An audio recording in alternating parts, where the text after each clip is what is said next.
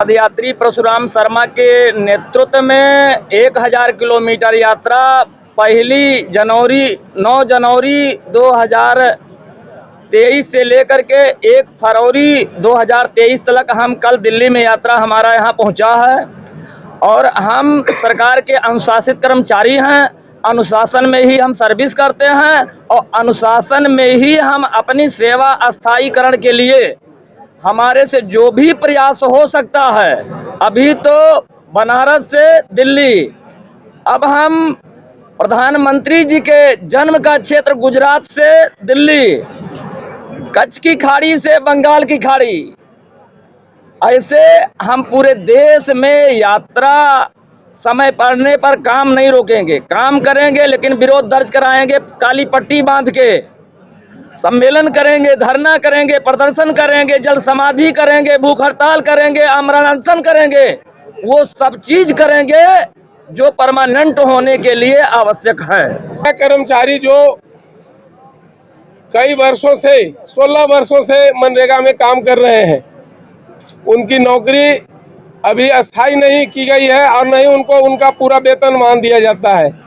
बहुत कम वेतन पर काम करने के लिए बाध्य किया जाता है और इसके लिए विगत हम लोग 10-12 वर्षों से नई दिल्ली के लिए जो है प्रधानमंत्री जी को ज्ञापन देते रहे हैं और अपनी पीड़ा को रखने का काम किया है, लेकिन दुर्भाग्य है यहाँ से कोई भी सकारात्मक जवाब आज तक नहीं मिला है।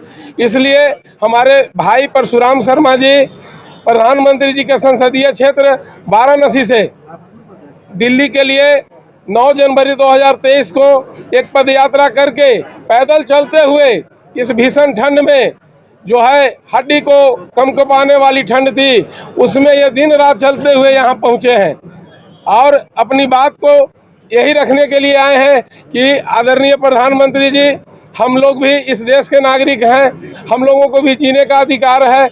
हम भी जब नौकरी करते हैं तो हमको 2-4-5 हज़ार के वेतन क्यों देते हैं जब सब कर्मचारी को वेतन मान देते हैं।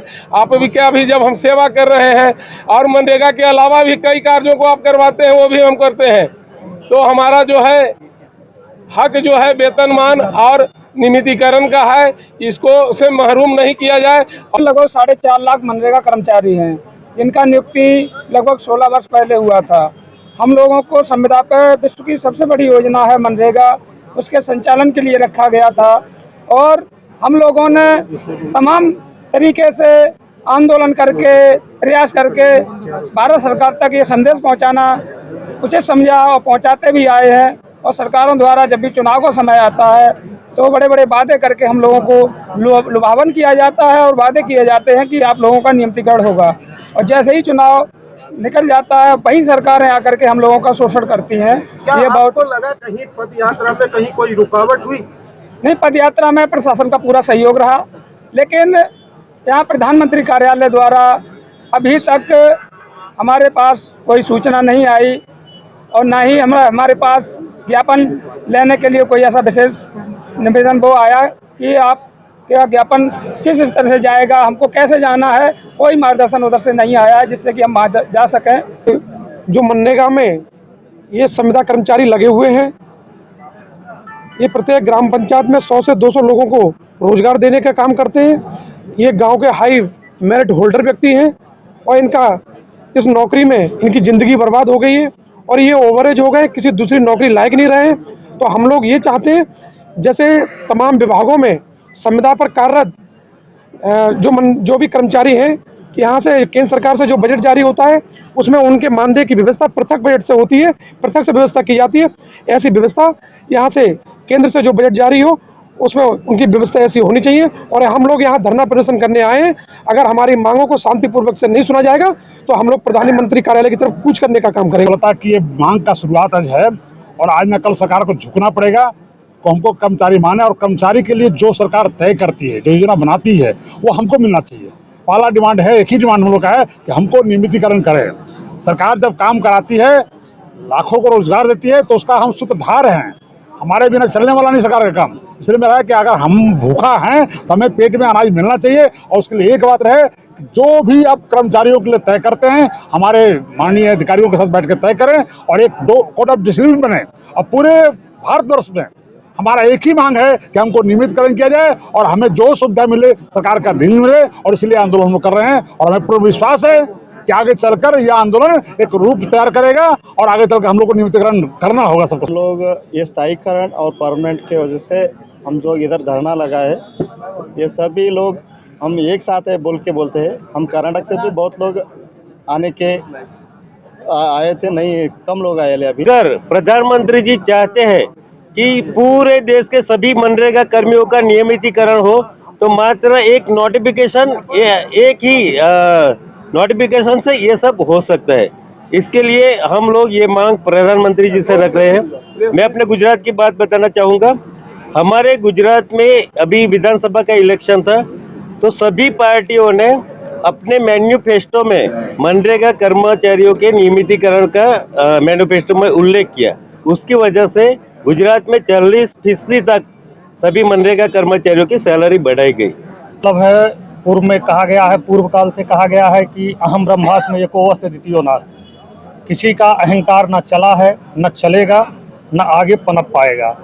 हम लोग अपनी मांगों पर सादगी के साथ साधारण तरीके से आज एक सांकेतिक कार्यक्रम के तहत यहाँ उपस्थित हुए हैं। अगला कार्यक्रम हमारा सांकेतिक नहीं होगा, हर व्यक्ति सचेतिक रूप से आएगा, फिर स्थिति कुछ और होगी। हर मनरेगा कर्मी का एक दर्द क्या है कि हम 24/7 खटते हैं, लेकिन आज जो मेरा मानदेय है वो इतना नहीं है कि मैं अपने परिवार का भरण पोषण सही से कर सकूं। तो इसलिए कश्मीर से लेकर कन्याकुमारी तक और गुजरात से लेकर गुवाहाटी तक के सारे मनरेगा कर्मियों को आप केंद्रीय कर्मी घोषित कीजिए। सुनी नहीं है, लेकिन हम लोगों इस बार और पहले भी जगाने का हमेशा प्रयास किए हैं, और इस बार पुरजोर तरीके से और भी तरीके से जवाब देने का हम लोग जगाने का काम हम लोग करने की तैयारी कर रहे हैं। और झारखंड प्रदेश में आप लोगों को मैं बता दूं कि 2019 में हम लोगों ने एक नारा दिया था कि वोटर नहीं हम वोट बैंक है, हम वोट बैंक है, हम हमारा वोट उनको जो स्थायी करे हमको। इस बार भी हमारा नारा पूरे देश भर में यही गूंजेगा, और पूरे देश में हमारा अगर अपना भी इनको देखे मनरेगा कर्मी को तो लगभग 4 लाख के आसपास है, उसका आप 10 से गुना कर देंगे तो लगभग 40 लाख के आसपास हमारा पारिवारिक वोट बैंक होता है। जोहार, मैं झारखंड प्रदेश से महेश सोरेन, सदस्य केंद्र समिति अनुबंध कर्मचारी महासंघ, अखिल भारतीय मनरेगा कर्मचारी महासंघ के केंद्रीय कमेटी में राज्य संयोजक के रूप में हूँ। काफी दिनों से आप लोग मांग उठा रहे, 10-12 साल से। किसी सरकार ने सुनी आपकी मांगे? देखिए, अभी तक किसी सरकार ने सुनी नहीं है, लेकिन हम लोगों इस बार और पहले भी जगाने का हमेशा प्रयास किए हैं, और इस बार पुरजोर तरीके से और भी तरीके से जवाब देने का हम लोग जगाने का काम हम लोग करने की तैयारी कर रहे हैं। और झारखंड प्रदेश में आप लोगों को मैं बता दूं कि 2019 में हम लोगों ने एक नारा दिया था कि वोटर नहीं हम वोट बैंक है, हम वोट बैंक है, हम हमारा वोट उनको जो स्थायी करे हमको। इस बार भी हमारा नारा पूरे देश भर में यही गूंजेगा, और पूरे देश में हमारा अगर अपना भी इनको देखे मनरेगा कर्मी को तो लगभग 4 लाख के आसपास है, उसका आप 10 से गुना कर देंगे तो लगभग 40 लाख के आसपास हमारा पारिवारिक वोट बैंक होता है। पूरे प्रदेश में, पूरे देश में अगर आप उसको देखेंगे तो लगभग 5 करोड़ हमारा अनुबंध कर्मी है। विभिन्न विभागों में लगभग 40 से अधिक विभाग हमारा है, और उसमें लगभग 5 करोड़ से अधिक हैं। और उसका वोट बैंक अगर आप देखेंगे, आप एक चेतावनी दे रहे हैं? बिल्कुल ये चेतावनी है, और इसका प्रयोग हम लोगों ने झारखंड में किया है, और हम लोगों झारखंड में इसको एक प्रयोग के तौर पर भी किया था, और ये सत्ता परिवर्तन करके यानी कि 2024 में दिखे। बिल्कुल बिल्कुल बिल्कुल हमारा ये नारा है झारखंड की तरफ से भी और पूरे देश के तरफ से भी कि जो नियमित करे हमको, हमारा वोट उनको, जो नियमित करे हमको।